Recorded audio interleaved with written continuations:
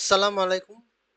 Now it's time for question answer session regarding asthma and COPD.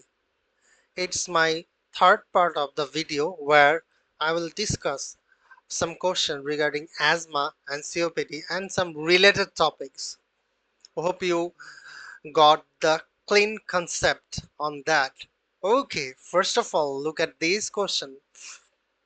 If we just read this question thoroughly, like increasing shortness of breath, especially on exertion, 74-year-old man, shortness of breath, exertion, okay.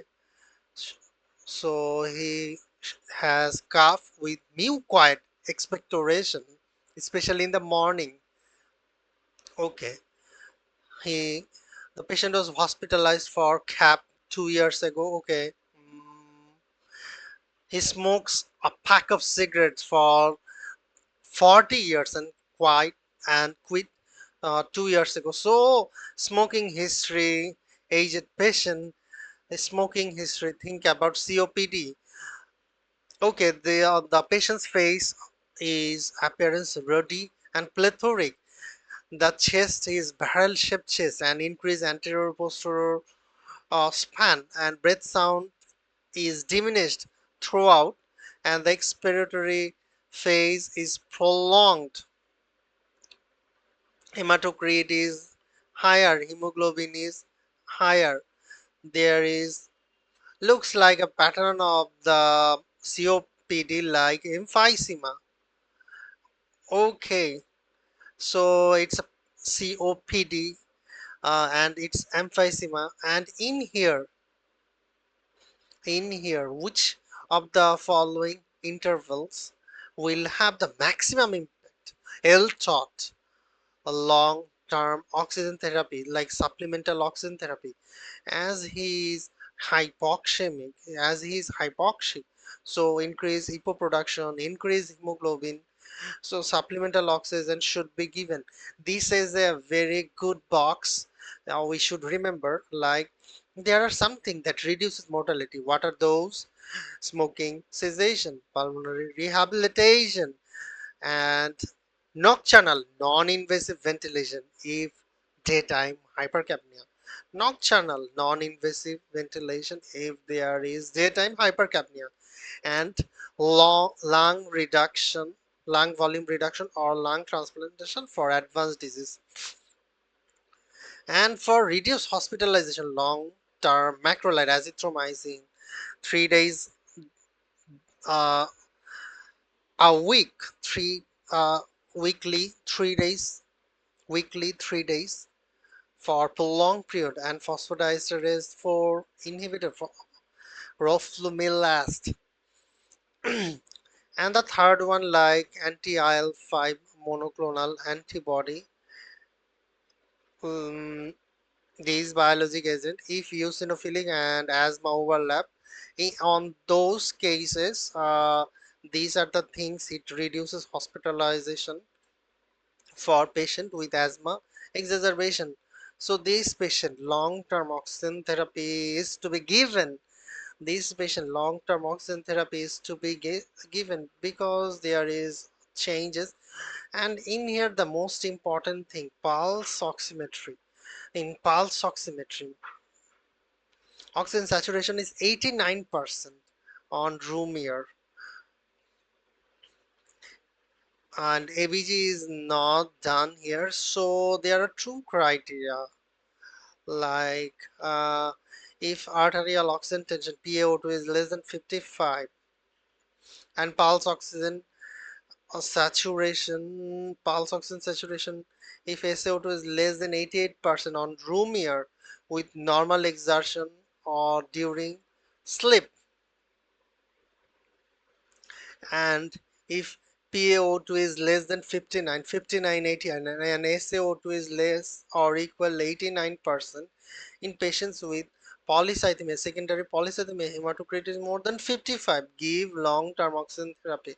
So in here the criteria that matched, his saturation is 89%, his saturation is 89%, and he has polycythemia, secondary polycythemia, So second criteria 5989, arterial oxygen PaO2 is less or equal 59 and SaO2 is less or equal 89% in patients with cor pulmonale or secondary polycythemia, hematocrit more than 55%. As in these patients, we should give long-term oxygen therapy. Long-term oxygen therapy. These two things we need to remember. But in normal cases, normal patient during sleep 55-85, 55-88 is the criteria. Okay, look at this question. 19-year-old woman comes to the office of an athletic fitness evaluation. The patient is a competitive sprinter. Okay, uh, spirometry is normal. FEV1 decreases 25% after 10 minutes of the treadmill training. So most appropriate treatment strategy. So he is athletic, looks like asthma, and his FEV1 decreases 25%. If FEV1 is decreases more than 15% on exercise, it is exercise induced bronchoconstriction. So inhale corticosteroid and beta agonist 10 minutes before exercise. And if we want to give oral leukotriene antagonist, we should be give at least 1 to 2 hours before. So confirmatory is bronchoprovocation testing, spirometry before and after exercising. If there is 15% decline in FEV1, think about exercise increase bronchoconstriction. So our pre-medication like 10 minutes before inhale corticosteroid and beta agonist budesonide formoterol should be given. If you want to give these, LRTA can be taken 2 hours prior to exercise or as needed basis as alternative inhale corticosteroid formoterol. Okay, look at this question. Okay, this 23-year-old woman comes to the emergency department to an hourly difficulty breathing. Okay, history of asthma and had exacerbation several times. Okay, asthma exacerbation several times. The patient is not compliant with the inhaled corticosteroid but takes albuterol as needed for shortness of breath. But the patient takes albuterol as needed for shortness of breath. Okay, she says that breathing difficulty feels like an asthma effect. Okay, oxygen saturation is 85% on room air. Oxygen saturation is 85% albuterol. She has used albuterol inhaler several times since the symptom onset, but his asthma is not improving. Okay, there is audible wheezing, prolonged expiration. Okay, the yield word written in here. He has an arterial rash is seen over the trunk. Asthma is not improving. Oxygen saturation is declining. He has an asthma history, but asthma is not helping him. Asthma is not helping him, and she took an antibiotic for and for it an earlier morning. So he has sinusitis. He has taken an antibiotic. After that antibiotic intake, this problem actually starts. So think about, and he has arterial rash. So think about anaphylaxis. So intramuscular epinephrine should be given. Look, intramuscular epinephrine is contraindicated in asthma, but if you fail to catch the diagnosis, like this patient has no asthma, this patient has an anaphylaxis due to this antibiotic. That's why asthma diagnosis should be done thoroughly. Okay, look at this question like here. Look at here. Pulse oximetry show 89%, 0.6% FiO2. These 10-year-old by emergency department, 2 days of rhinorrhea, congestion, cough, and worsened after 6 hours prior to interval. Chest X-ray show hyperinflammation and bronchial wall thickening. Looks like asthma nebulized. And okay, corticosteroid max sulf also given. Due to lack of improvement, non-invasive NIPV is tried after 2 hours. Then everything has tried. So our next step is to be done like endotracheal intubation. So these boy, inhale ipratropium bromide, magnesium sulfate, everything has given non-invasive palm positive airway pressure, ventilation has been tried for at least 2 hours. Then even if his saturation is low, not more than 95%, and breath sounds are diminished, but equal bilateral breath sounds are diminishing. So it is the status as life-threatening asthma or respiratory failure. Features of respiratory failure in acute asthma.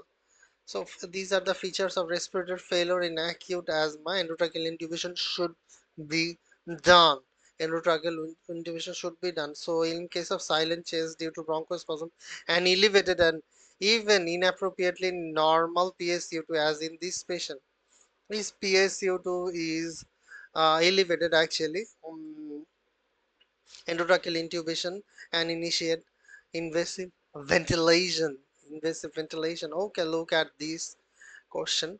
This patient has taking low dose inhaled mometasone and formoterol for recently diagnosed. So he is asthma. What what are the side effect complication can happen asthma with inhaled corticosteroid? Oral thrush can happen. Okay, look at this question. 53-year seasonal cough episodic, shortness of breath, wheezing. Family history is significant for asthma. We Family history is significant for asthma. In his mother, okay, family history is present, seasonal cough, hydrocortisone, okay, diminished breath sound, bilateral scattered wheezes and expiratory wheezes. Office evaluation shows decreased peak expirator flow rate, which can be helpful. Which of the following is helpful in differentiating asthma from COPD? It is reversible test. Spirometry should be done before and after bronchodilator, before and after inhale bronchodilator. This is reversibility test, bronchodilator with reversibility test. If the patient is reversible, if FEV1 by FVC ratio is more than 70%, complete reversible post bronchodilator, it is asthma. Patients with COPD only has partial or weak reversibility, and in advanced cases, air flow obstruction become fixed. Okay, now look at this question. This for T. 66-year, okay, cough and difficulty breathing, okay, worsening dyspnea, okay, COPD. Spirometry 1 month ago with FEV1 less than 51%. So looks like obstructive lung disease FEV1 less than 51%. Okay, now chest hyperinflated lung bleed, prominent bronchial marking. In addition to the supplemental oxygen glucocorticoid, he is taking supplemental oxygen, nebulized bronchodilator, IV glucocorticoid, everything is given. So what therapy is most strongly indicated at this time? Fluoroquinolone like azithromycin weekly 3 days for prolonged period. So acute exacerbation of the COPD, it may be infectious cause, it may be non-infectious cause. So acute exacerbation of the COPD, worsening dyspnea, sputum production, okay, infectious trigger, commonly virus, rhino and influenza, and commensal bacteria, Haemophilus influenza, and Moraxella catarrhalis. So infection promotes neutrophilic inflammatory cascade in the lower airway. So management of acute exacerbation of the COPD addresses inflammatory and potential infectious process. Systemic glucocorticoid reduce airway inflammation and decrease bronchial wall edema and secretion, which improves airway flow.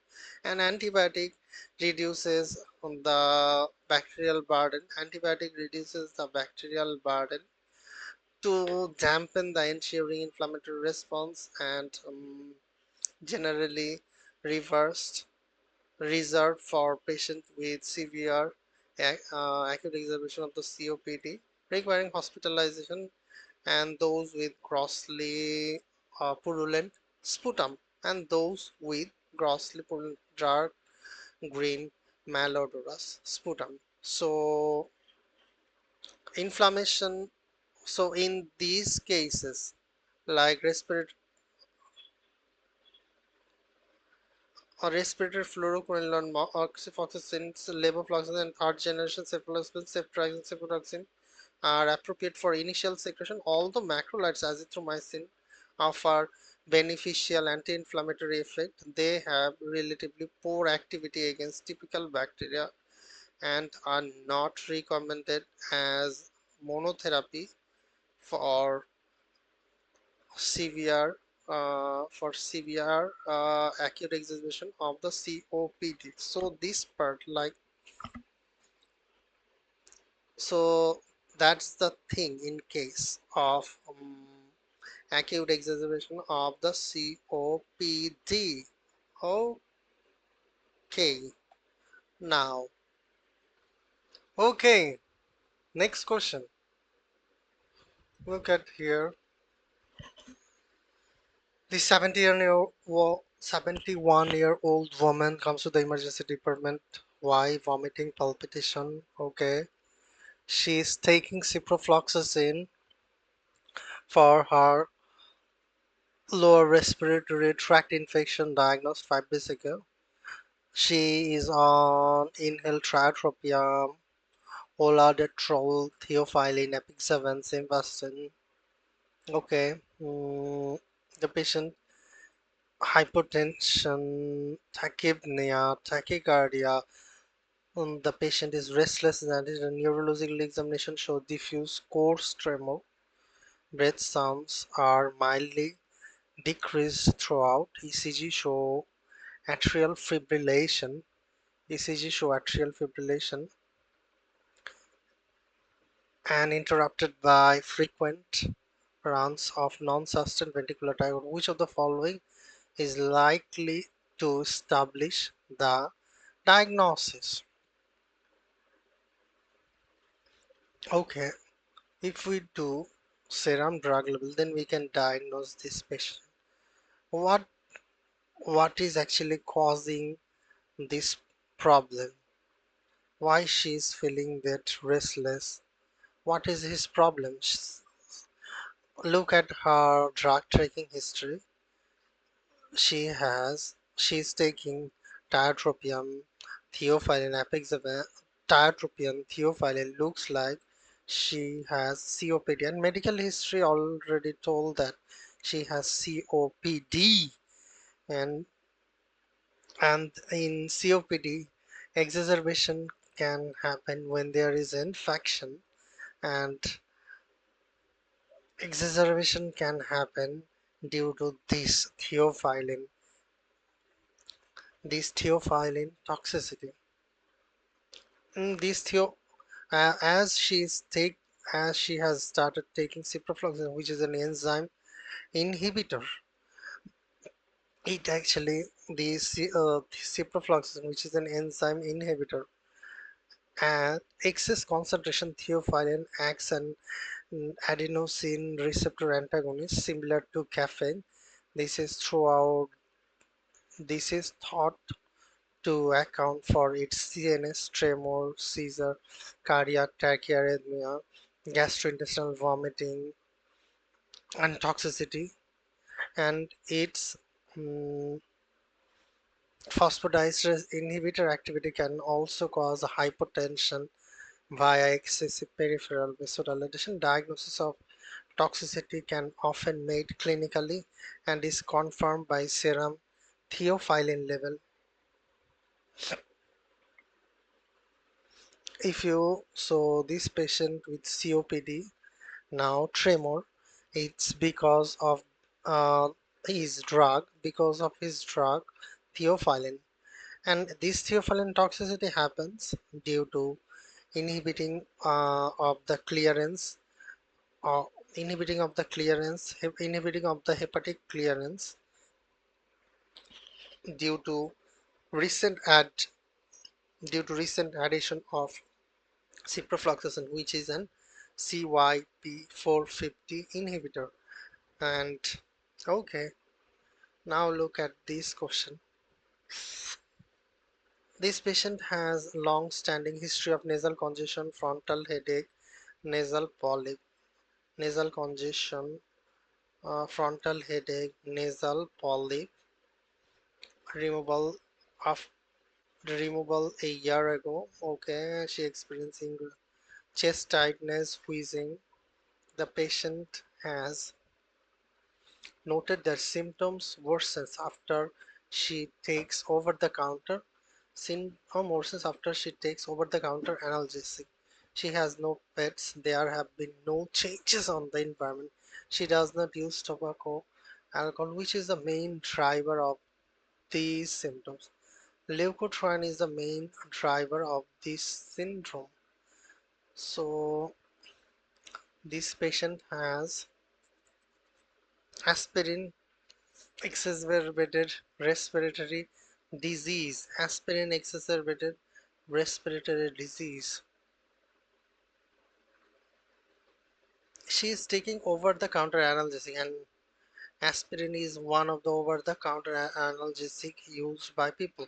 So this patient presentation is most consistent with aspirin exacerbated respiratory disease, non-immunologic reaction to aspirin or other NSAIDs. Aspirin exacerbated respiratory disease should be suspected. The Samter trait, this is the Samter trait, like ACN, asthma, chronic rhinosinusitis, and NSAID-induced respiratory reaction. NSAID-induced respiratory worsening symptom after over-the-counter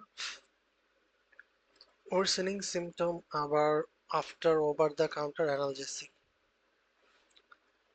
Aspirin exacerbated respiratory disease.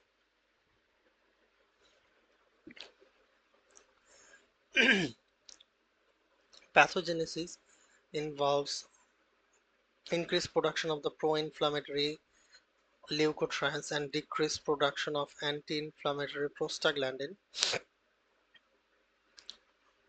and pro-inflammatory leukotriene and decreased production of anti-inflammatory prostaglandin. NSAID inhibits cyclogenous arm of the arachidonic acid pathway, shunting it toward the leukotriene production. AERD symptoms are due to leukotriene excess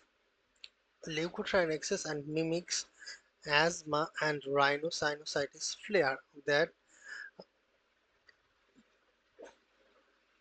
patients may not always relate to the symptoms of the NSAID use, especially if they have been taken habitually.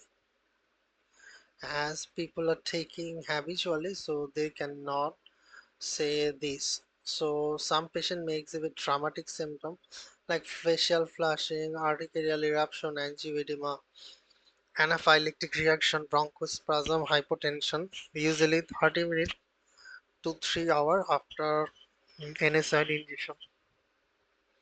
Unlike anaphylactic reaction, these pseudoallergenic reactions are not IgE mediated.